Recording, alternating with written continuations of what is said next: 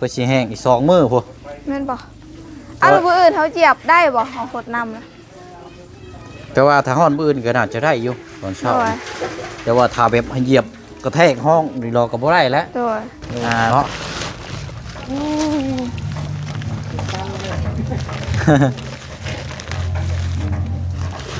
นี่แหละเนาะ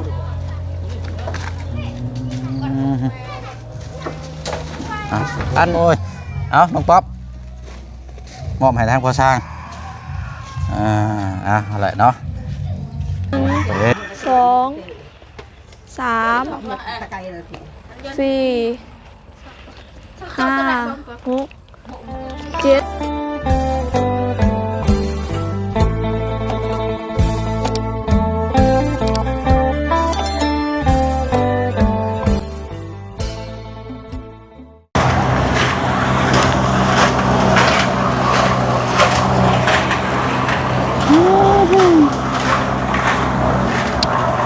นี่เลยเนาะเรียบร้อยแต่ว่ายังมีห้อยอันนี้แน่พี่น้องโอ้คุณฝากไว้ประมาณเกือบ10 กว่าห้อย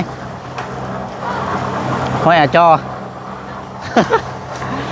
โอ้ยบ่เป็นยังได้ก็ร้อยมันแข็งแกงโตแล้วจังให้สร้างเพิ่นมาคัดอีกทีนึงจังได้เพราะว่าคัดตอนนี้มันบ่ได้พี่น้องทางมันอยู่ในพวกเนาะเอาถือว่าเหลืออีกนิดเดียวนี่พี่น้อง ก็แม่นว่าเรียบร้อยบัดนี้เนาะปิดจ็อบเรียบร้อยสำหรับทางเทพื้นโอ้ติดตามมาถือว่าเกือบ2 อาทิตย์ปลายแล้วเนาะ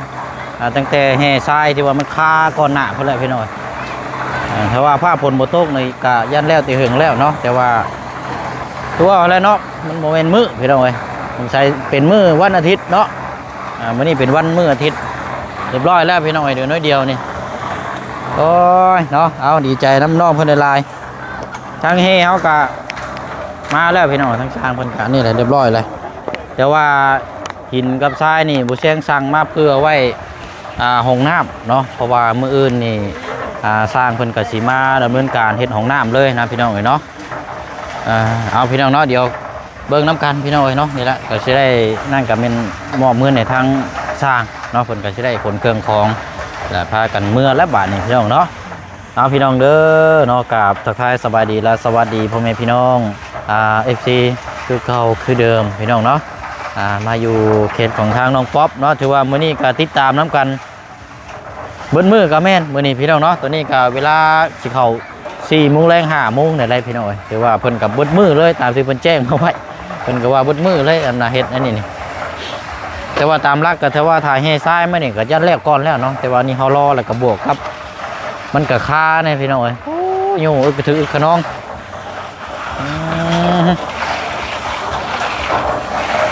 กำลังปัดอยู่นะมาเบิ่งทางนี้ก่อน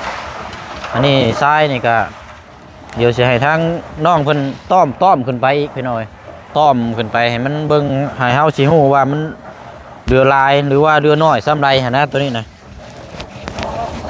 อันนี้ก็สร้างมา2 เม็ดก้อนพี่น้อยเนาะนั่นแหละพี่น้อยเดี๋ยวต้อมขึ้นไปแล้วก็เฮ่คือกัน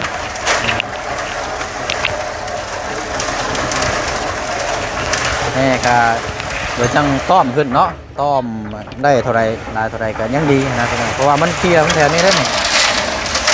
ต้อมเนาะแต่ว่าพออีดอกสำหรับทั้งเทพื้นเทคานแห่นี่พออีดอกลายอีดอกพี่น้อยแต่ว่าทรายนี่ตาลองเบิ้งตัวจริงของน้ำนี่เพราะว่าเขาก่อแล้วเขาต้องสาบต้องโบกแล้วก็เทพื้นแล้วก็เทกันเจินรอบข้างอีกแน่นะพี่น้อยเรื่องว่ากันเนาะเรียบร้อยนี่คือพื้นที่มองเฮ็ดเวียกได้พี่น้องนี่แหละเทปูนจะประมาณนี้เนาะมันถือว่าก็เป็นงานที่แบบใจบ่มากเราบ่สู้เรานี่ก็เฮ็ดบ่ได้ได้นี่พี่น้องมันเป็นงานนักกะแม่น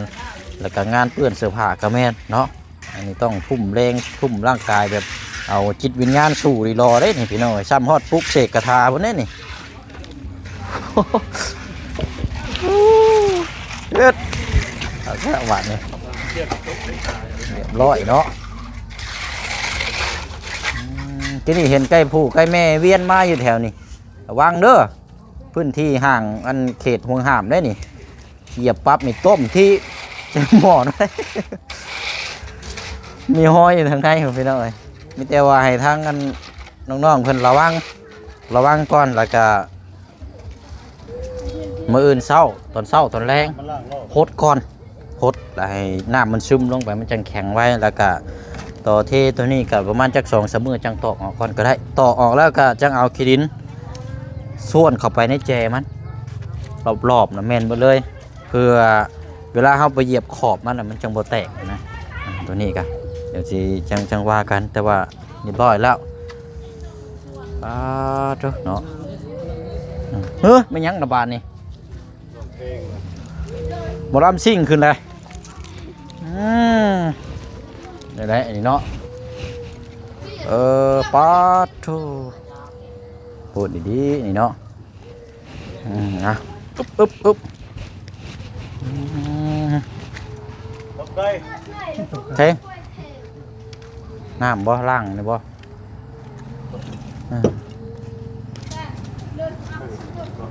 เข่าได้ชมเจ้าวันนี้เด้อผู้มาเลยผู้จอมาเลยผู้เว้นรอบตัวน้อยให้มันติดต้องหันออกบ่ได้เลยได้ฮะ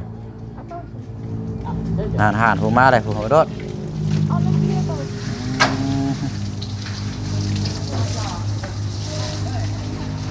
กำลังล่างอยู่เนาะพี่น้องเนาะเดี๋ยวให้ทางน้องป๊อปไปเก็บมะนาวถุงกระสอบปุ๋ยก่อนพี่น้องเก็บกระสอบปุ๋ยแล้วก็จังเอาไว้ไปจุดนะเพราะเป็นเศษถุงได้บ้างนี่พี่น้องโอเคนี่แหละให้น้องคนจับกล้องให้โอ้ยเนาะเอาสบายดีเด้อโอ้ยเอา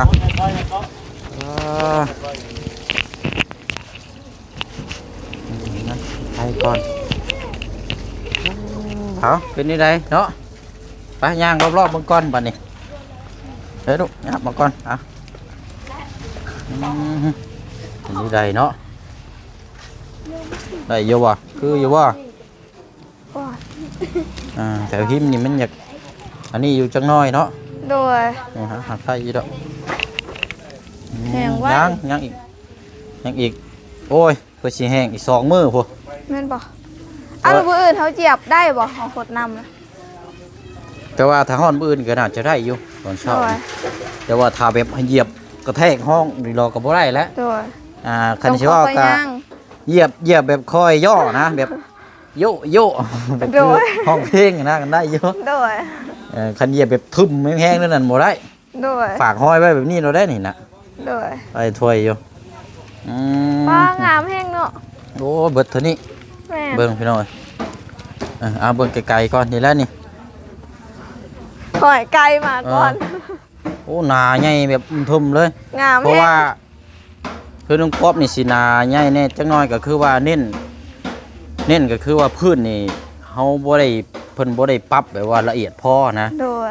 มันเป็นแบบมองโกนแน่มองว่ำแน่ก็เลยเอาเป็นกลายไปว่ามองว่ำนี่ก็ทำให้ปูนก็ถมลงไปแล้วมันก็หนาแล้วก็มันใหญ่นะคันสิว่าก็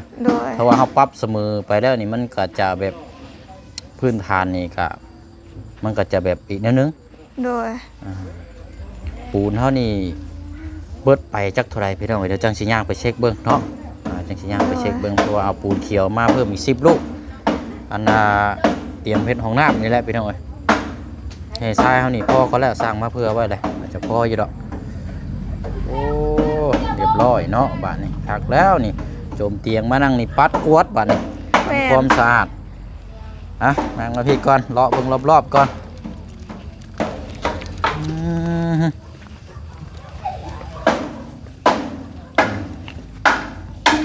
นี่ก็เจ้าเทรอบเช้านี่เนาะก็ครึ่งนั่นพี่น้องโอ้ยงามพี่น้องเนาะรับรอง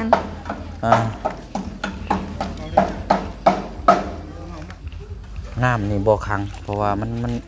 เพียงนะพี่น้องนะเชื่อว่าก็สุดแล้วเนาะเพราะว่าทีมงานนี่สร้างพื้นที่พื้นนี่ทีมงานเกี่ยวกับเรื่องปูนเรื่องฉาบเรื่องเกี่ยวกับการบ้านอย่างเพิ่นฮู้เพิ่นนะเพิ่นเชี่ยวชาญทางนี้พี่น้องงามเนาะเพิ่นซอยกันแล้วไว้แต่ระวังห้อยอย่างต่างๆแล้วบัดนี้ให้น้องสีน้องอย่างละน้องเผาก่อนก็ได้เนาะโอ้ ปะเนาะไปเก็บพุ่นก้อนก็ได้บาดนี้ผมกระเป๋าใส่ไว้เก็บกันยังหั่นละ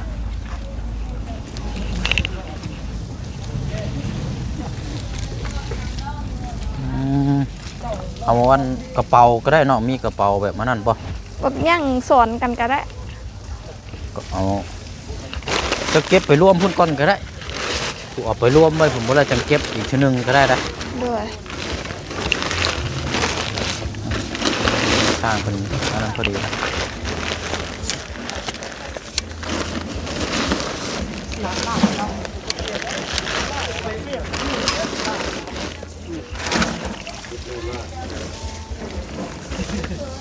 เอาไปยุ่นไว้ผมไม่ได้จังเอาไปจุด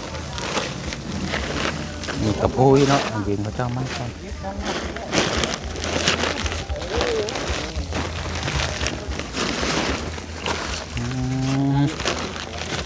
หูแล้วบัดนี้บ่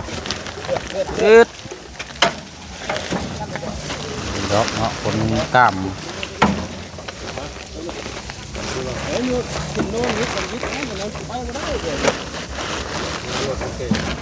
ชื่อไรอยู่บ่อยู่หันน่ะคือว่าแล้วเข่ามานี่ก็ยันนั่นอีกเนาะโยนเด็กยู่ไปฮะเนาะอันรถจุ่มเจ้าว่าจอดนั่นน่ะได้อยุ่ซะเนาะไปเนาะ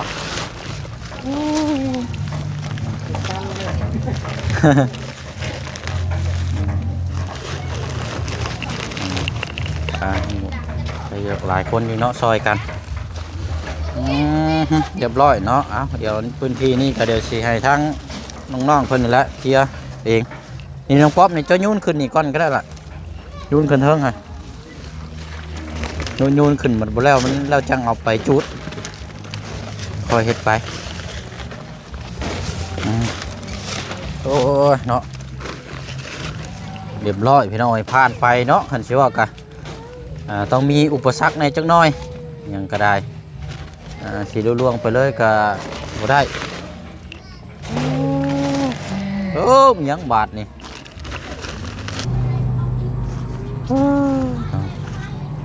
ระวังหาแล้วบัดนี้ยันพวกสัตว์ยังหาแล้วมาเหยียบมายังด้วย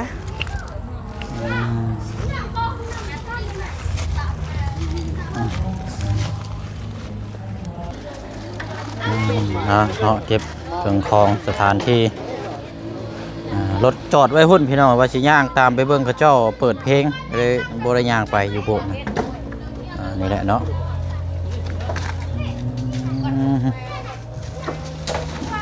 อันให้อันนี่คือบ่ออกทางนี่ทางหันบักยังยาก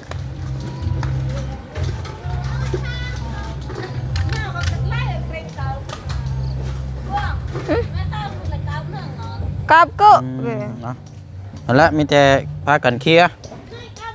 ผ่าบัดพยังเนาะล่างพับไว้เศษไม้เศษตอกพวกนี้ละ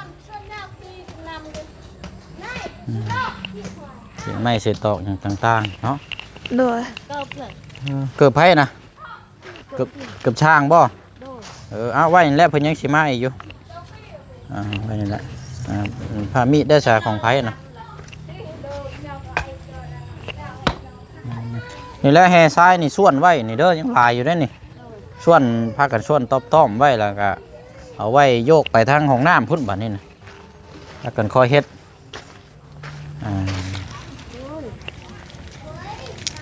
ขอไว้ก่อนเนาะ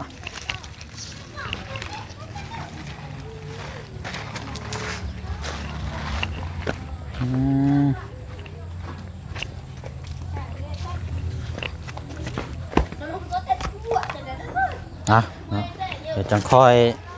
เมียนเก็บเนาะมาเดี๋ยวมาพี่ก่อนก็ได้อันสร้างเขาเกิบบอกเกิบพูดได้นี่เกิบอยู่นี่เด้อเกิบพูดได้ลืมนะเกิบ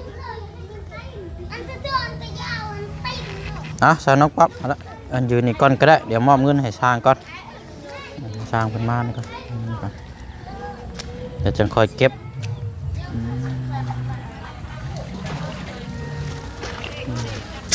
สิเตะจ้ากเรียนเตย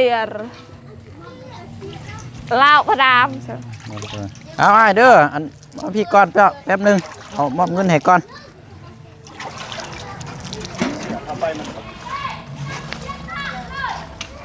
เจ้าว่าเกือบนะ เกิดไปนี่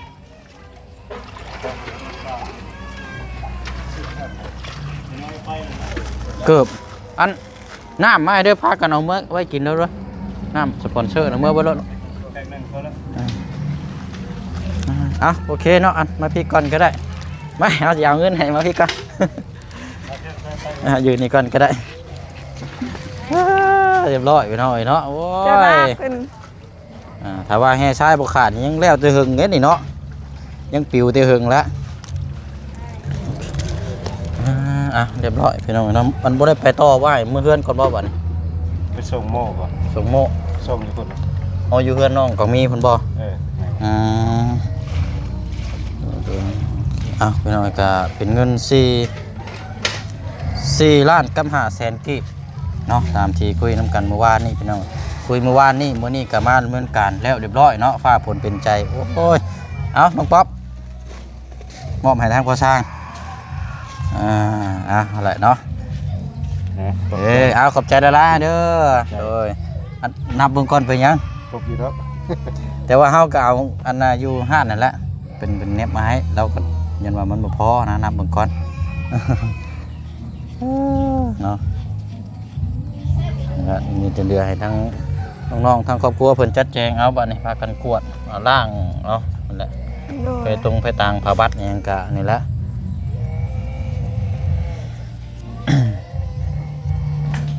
เบิ่งแล้วเครื่องของเนาะผมอยู่บ่ ครบ โอเคหน่อยเนาะ ขอบใจ โดยขอบใจได้เด้อโดย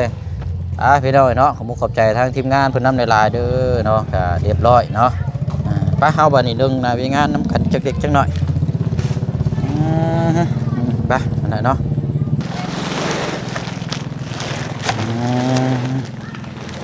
ดึงไว้เนาะบัดนี้เคลียร์สถานที่ ไปเลยเยิ่งสินแสนอัดเยิ่ง โอ้เนาะใจน้ำดีใจน้ำเรียบร้อยแล้วพี่น้องเอ้ยมือ2มื้อเนาะ โดย มือ2มื้อก็น่าจะแล้วปัดให้มันสะอาดหูสะอาดตาเคลียร์สถานที่รับรองเทพื้นแล้วล่ะก็มีแต่ว่านั่นแหละหามื้อดีมื้องามขึ้นเรือนซานลั่นซองเพราะว่าทีมงานมื้ออื่นก็เดินทางขึ้นมาเบิด ขึ้นมาเบิดบ่ แม่น โดย มีแต่ว่ามื้อนี้วันอาทิตย์และมื้ออื่นวันจันทร์เนาะ โดย ก็ต้องถามเบิ่งทางครอบครัวเด้อเดี๋ยวมื้ออ้ายสิมาเอาคำตอบตัวนี้ กะมีแต่ถาแห้งอันนี้บางเทื่อกะสิขึ้นมือได้บางเทื่อกับ วัน มือ ศุก วั ร์ น บ่หรือว่า โดย วันอันนั้นก็ได้เนาะบ่นี่น่ะมื้ออื่นมันก็ย่างได้แล้วนี่น่ะ แม่น บ่ แต่ ยากแล้ว เฮาสิจัดแบบเตรียมบางเทื่อกับพอดีเป็นวันศุกร์ก็ได้ นี่ถามเราก็ได้ แต่ว่า เอามื้อดีมื้องามมาแล้วเนาะ โดย คันว่าวันศุกร์ก็อุ้ยหลายมื้อเด้ห้องน้ำสิบ่แล้วก่อนบ่ บ่ฮู้คือกัน